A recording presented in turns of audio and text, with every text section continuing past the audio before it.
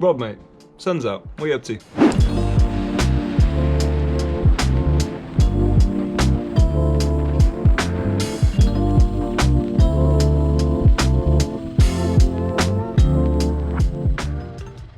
You just got it? Yeah. Oh, mate, timing.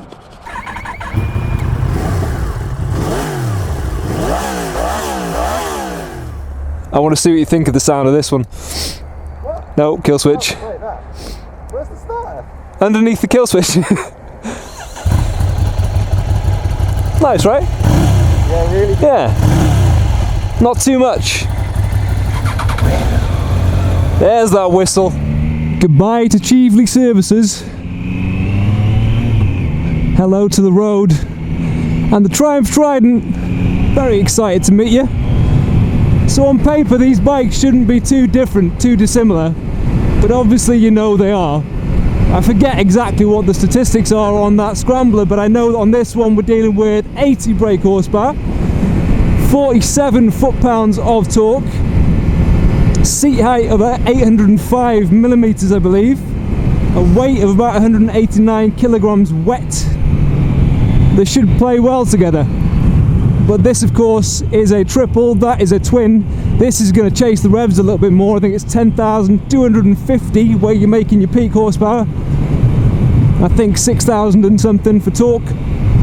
I should be pretty familiar with this as well because I owned a street triple and I have got the familiar kind of sound, this familiar note to it, which I love. Big old fan of a triple, love the sound, love the sight of a big fat truck as well in my path on a single track road. It is a bit of a strange position, so if I was comparing this to the old street triples and mine from memory, it's the position that's really the biggest change. It does feel like a slightly smaller engine. It doesn't feel quite as raucously fast as the older street triples. It's almost concealed in a way, which is great because it's there when you want it and not when you don't. If you wanted to ride this thing really calmly, just have a little pootle as opposed to a rip snorting ride, it's there for you to take. But then if you want to hang on, just unlocked is that extra high-end rush. And I'm being really lazy with my gear choices, but if you know anything about triples, you'll know that it does not matter. I'm in 4th gear and the pickup is the same as that thing in 2nd or 3rd. The thing is, between the two of them, if you wanted to have a fast ride on that Scrambler, you have to be in the zone. You can't just take it for granted. The one thing about this bike is that you don't feel like you need to be on high alert all the time. The bike is doing a lot of the work for you, and you really can't muck it up too badly at all. Whereas if you go into a corner with that one in the wrong gear, you're going to come out the other end with less power than you wanted. This has been a long time coming. I've missed this. Rolling hills, clear stretch of road, knock it down a gear, dip it in, and even on a road like this is not even at all. Kind of khaki. The surface isn't exactly my favourite either. A little bit of gravel always gives you some confidence, mixed in with some damp spots. Delicious. Actually, it's coping really well with this. There are a lot of bumps and undulations in the road, and if I needed a wee right now I wouldn't be too happy, but otherwise that suspension is coping nicely with it. Hey!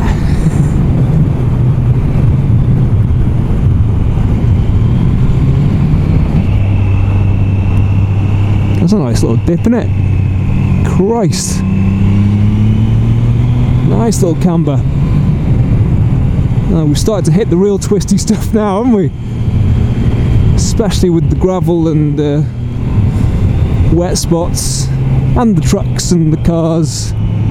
Nice though. Oh, it's lovely when you dip it into a corner. I think this is 100 and something millimeters of trail, which is nice and relaxed. And it just means that it's not super sharp and snappy, and you can feel it when you start to get onto this tighter, twistier stuff, and it holds that line really nicely. You don't find yourself adjusting too much. I think Rob goes into that sort of stuff with a little bit more confidence than I do, but the nice thing about this bike is that it isn't long before you can catch them back up. What's not nice to see is a road closure where we potentially want to go. Nice place to stop. That's good. How are you liking that? Really good, mate. Yeah? It's really different though, isn't it? Yeah, the other thing is, I suppose that's like brand new, whereas this, you know, it's like a few years in, so they feel a bit more like Yeah. loose and stuff. Yeah, it's just different. It's like, wow, like when you're like on the gas. Yeah. And yeah, you have to keep going through Yeah, the yeah. gears and up and down. Whereas that's super smooth and like, You can be lazy with this. If you stick it in third gear, you're like, f it, that'll do me for everything. it's good though, isn't it? It's got it's great, yeah. And the pickup on this. Handling is great, yeah. It's just easy as. If you got on this, you know, sometimes you get on certain bikes and it takes you, let's say, sort of like, I don't know, a mile, 2 miles or something to get used to it, maybe even up to 5 when you're sort of settling in. On this one, you're just straight there. Yeah. Literally pull out the forecourt and you're like, yeah, Yeah. so comfortable on it. So you can either go down here and then just cut across and then back down there, or Well, it's up to you. What was your other plan? Go back the same way? yeah, just go back to the services, have a bit of lunch, and then decide what to do from there. It's quite a good road. Yeah, do that. We've done the road. Go back down that road. Let's do it again. Like you say, there's a lot to be careful of, but Yeah. On you go. So the question would be, would I own something like this? Absolutely. This hits a real sweet spot for me. It's fast, it's agile, it's really easy to get on with, it's very good value for money.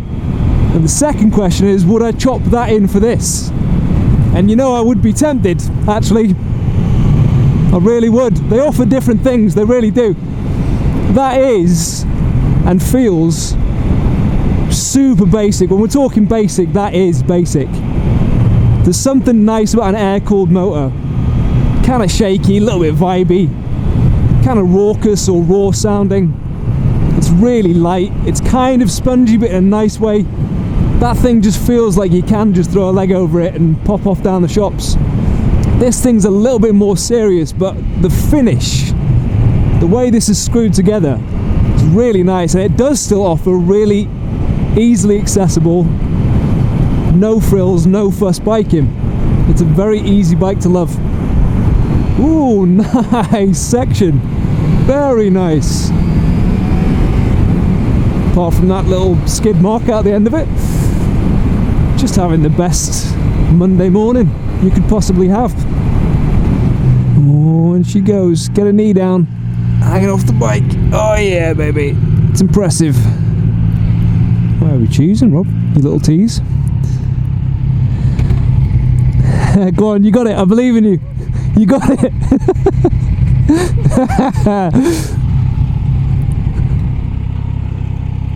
You've no idea how pleased I am that it's not just me that struggles getting that fucking kickstand down. It's you put your foot on it, you think you put your foot on the stand, and then you're like, wait a minute, no, that is the stand. Yeah, and then you slip off it. That's good.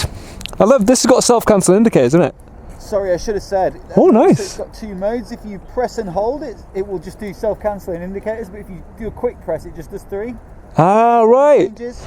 Real clever. On this, it's built to a price, you know. But there's like clever things like that where it's like gives the effect of self-cancelling indicators, but not with an IMU. Yes, yeah. She's a beaut. What do you think? Mate, love it. I tell you what, if I had that instead of the Street Twin, I wouldn't buy that. Because like it's as light as that. Yeah. It's got a bit more power like that, but it's got the engine characteristics and kind of old school feel of the Street Twin. Yeah, yeah. Just without the. And it does though. It's a nice kind of old school, isn't it? If you honestly, if you went on an old Monster as well, it feels very similar to an old Ducati Monster. It's really, really good.